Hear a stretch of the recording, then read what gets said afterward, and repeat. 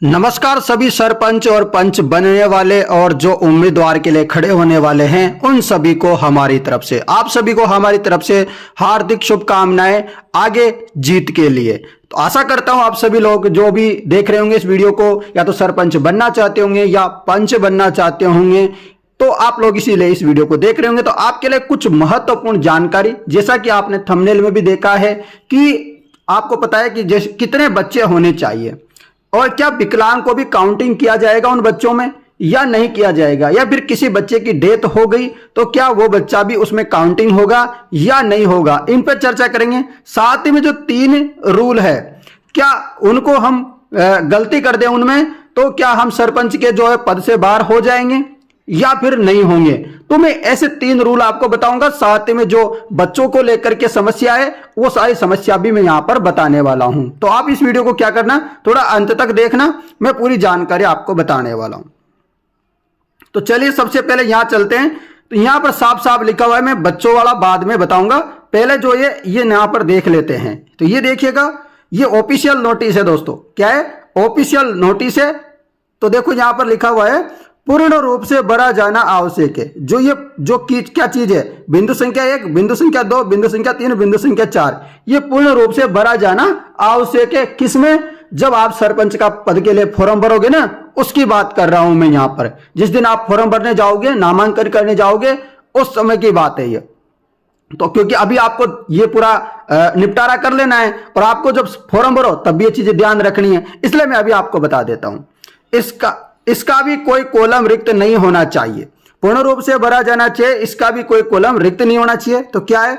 बिंदु संख्या 1 में लिखा हुआ है कि विचाराधीन आपराधिक मामलों के संबंध में सूचना प्रस्तुत करनी है। यानी कि आपके ऊपर कोई भी केस वगैरह चल रहा है, आपराधिक मामला चल रहा है, कोई एफआईआर हो रखी है, आपके कोर्ट में न्यायालय में मामला चल रहा है, कहां चल रहा है, तो वो सारी जानकारी भी आपको देनी है। वैसे आप लोगों को पता है कि कोर्ट केस वगैरह चलते रहते हैं नेताओं के ऊपर, तो आप भी नेता बन गए हो, समझ सकते हो आप भी कि हम भी नेता है, सरपंच और पंच है। आने वाले समय में आप विधायक भी बन सकते हो, प्रधान भी बन सकते हो, तो आप कुछ भी बन सकते हो। तो इसलिए जैसे कि आपको पता है कि भजन लाल शर्मा जी जैसे सरपंच थे तो मुख्यमंत्री बन गए, उसके अलावा कई ऐसे एग्जाम्पल है। तो आप खुद अपने आप को एक क्या सोचिए कि आज सरपंच बन रहे हैं, आने वाले समय में हम विधायक बन सकते हैं। तो यहां पर विचाराधीन आपराधिक मामलों के संबंध में आपको सूचना देनी होती है, यहां पर जरूर देनी होती है, ये आप छुपा नहीं सकते। ऐसे सोचे कि हम छुपा लेते हैं, ऐसा नहीं करना होगा आप लोगों को, पहले बता देते हैं हम।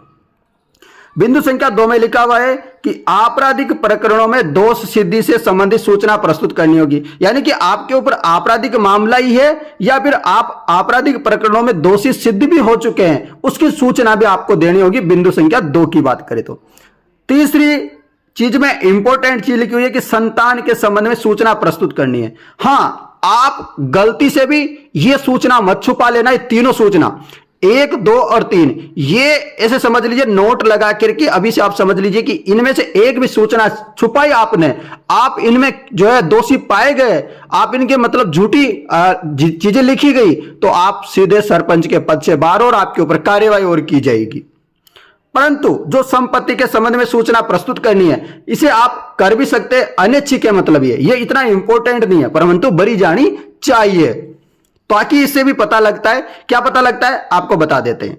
नीचे साफ साफ लिखा हुआ है कि उपयुक्त बिंदु संख्या यानी कि 1, 2, 3, जो मैं 3 चीजें बताई, 1, 2, 3 का विवरण अभ्यर्थी की योग्यता, मतलब जो सरपंच और पंच है, अभ्यर्थी की योग्यता अयोग्यता के निर्धारण के लिए है। किंतु बिंदु संख्या 4, जो बिंदु संख्या संपत्ति वाला दे रखा है, बिंदु संख्या 4 केवल मतदाताओं की जानकारी के लिए है। इसके आधार पर अभ्यर्थी की योग्यता अयोग्यता निर्धारण नहीं होती।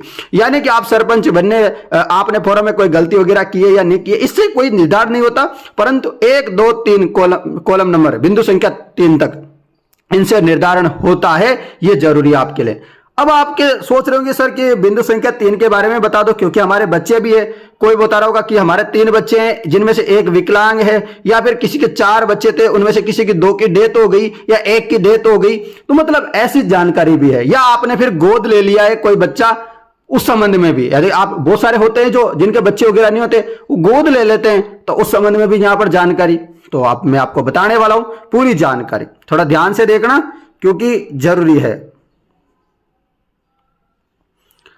और आपके लिए शौचालय वगैरह की जानकारी भी मैं बाद में बताऊंगा। तो मतलब रोजाना आपको यहाँ पर कोई ना कोई जानकारी मिलेगी। SC ST वाले हैं तो उनके लिए क्या होना चाहिए, वो सारी जानकारी की यदि आपको वीडियो देखनी है, रोजाना देखनी है, तो हमारे इस चैनल को सब्सक्राइब कर लीजिएगा। क्या करना है, चैनल को सब्सक्राइब करना है। देखो, बच्चों की संख्या वाला, बच्चों की कुल संख्या की गणना में दिव्यांग बच्चे को शामिल नहीं करने के लिए दिव्यांग का प्रमाण पत्र, यानी कि अब मैं आपको यहां पर कुछ खास जानकारी बताने वाला हूं। होता है ऐसा, और कितने बच्चे होने चाहिए मैं शुरू में वो चीज बता देता हूं।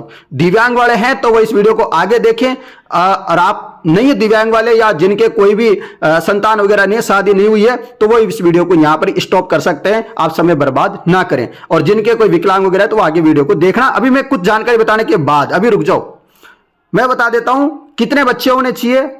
2 बच्चे होने चाहिए, 2 से अधिक बच्चे नहीं होने चाहिए। अब मैं बहुत सारी चीजें जानकारी बताऊंगा, यदि इसके बाद भी देखनी तो देख लीजिएगा। आशा करता हूं जानकारी समझ में आ रही होगी। चैनल को फॉलो कर लीजिएगा। 2 बच्चे होने चाहिए, 2 से अधिक बच्चे नहीं होने चाहिए। फर्स्ट कंडीशन, 2 बच्चों से अधिक बच्चे नहीं होने चाहिए। सरपंच या पंच आप बनना चाहते हो तो। आगे बहुत महत्वपूर्ण जानकारी है।